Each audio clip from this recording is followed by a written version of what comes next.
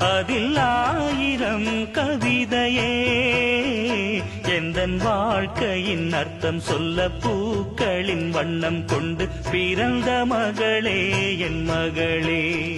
நான் வாழ்ந்தது கொஞ்சம் அந்த வாசத்தில் வந்துதித்து உயிரில் கலந்தா என் உயிரே.